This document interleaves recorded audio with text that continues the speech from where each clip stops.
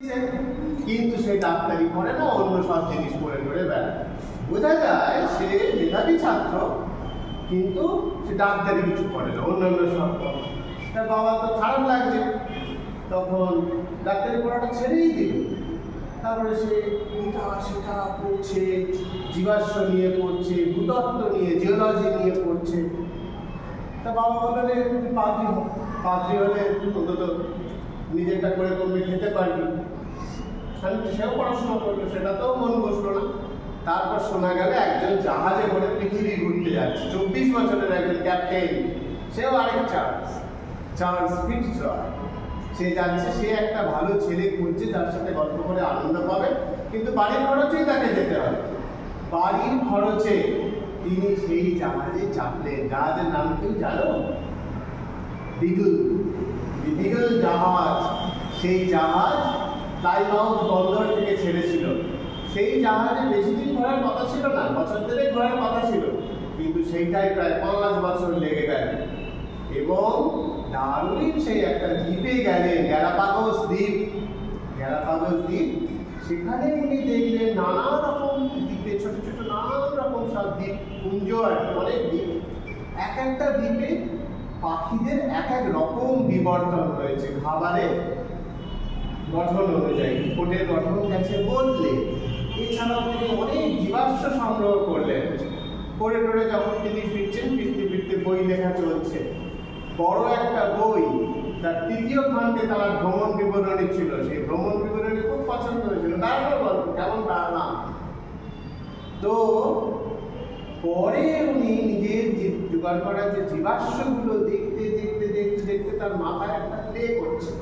জাহাজে আস্তে আস্তেই ব্যাপারটা হয়ে গেছে যে তাহলে তো ঈশ্বর একদিনে সব তৈরি করেননি। প্রিয়াঙ্কা খানরুই, ওকে একদিনে প্রিয়া খানরুই, ওকে তো একদিনে তৈরি করেনি। কি ছিল আগে? অনেক আগে কি ছিল বলো? মানুষ ছিল কি? প্রথমে মানুষ ছিল না, কি ছিল? ডাইনোসর ছিল না, বলো কি ছিল জানো? এককোষী প্রাণী। আজও তারা আছে, ফাইটোপ্ল্যাঙ্কটন, জুপ্ল্যাঙ্কটন, এসব ছোট ছোট এককোষী সব কণা ছিল। কেমন? তাই থেকে আস্তে আস্তে বহু রকম চেষ্টায় মেরুদণ্ডী প্রাণীর উদ্ভব হলো। প্রথম দিকে মাছ, তাই তো? তারপর কি? মাছের পর উভচর, হ্যাঁ, তারপর সরীসৃপ, তারপর পাখি, আর মানুষ হবে অনেক পরে। তাই ঈশ্বর যদি তৈরি করতে জানতো তাহলে তো প্রথমেই তৈরি করে দিতে পারতো, করেনি তো। হ্যাঁ, মানুষের মধ্যেও অনেক রকম বিবর্তন হয়েছে, তোমরা পড়বে।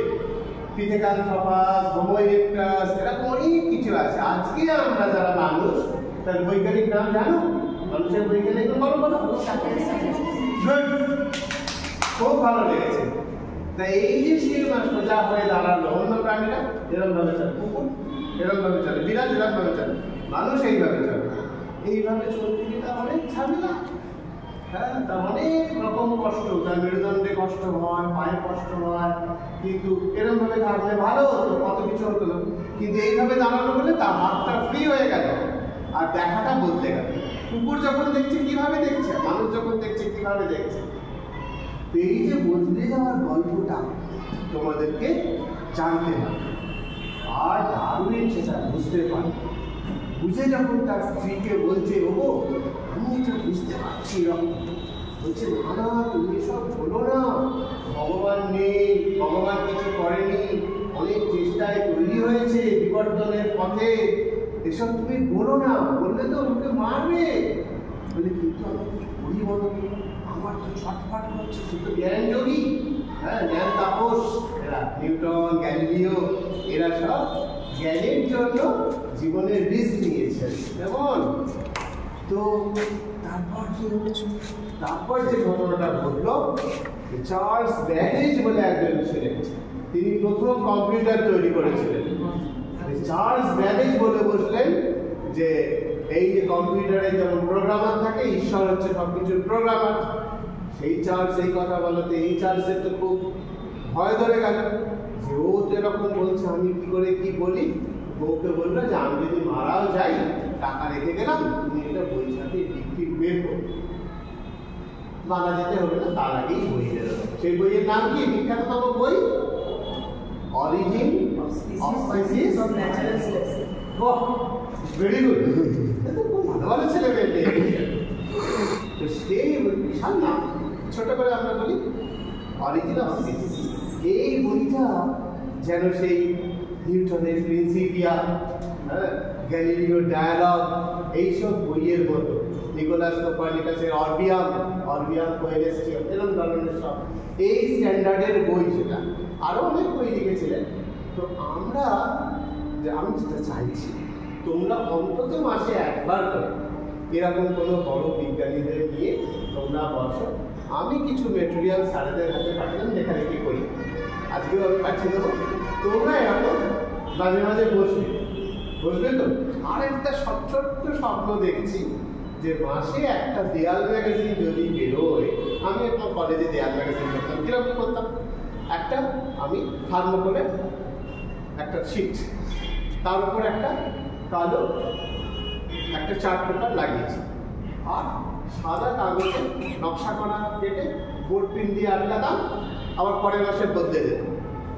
তাতে ছোট ছোট করে কিছু কিছু লেখা আমরা টাঙিয়ে দিতাম। খুব বেশি খরচা হয় না, খুব অল্প খরচা। আর এই পত্রিকার নাম যদি হয় কিরণময়ী, কেমন লাগে? আমাদের স্যার ছিল পত্রিকা, আবার হবে প্রত্যাশা, নামটাও ছিল প্রত্যাশা বলে, ওয়াল ম্যাগাজিন বেরোতো। নাম, এই নামটা কিরণ মানে কি?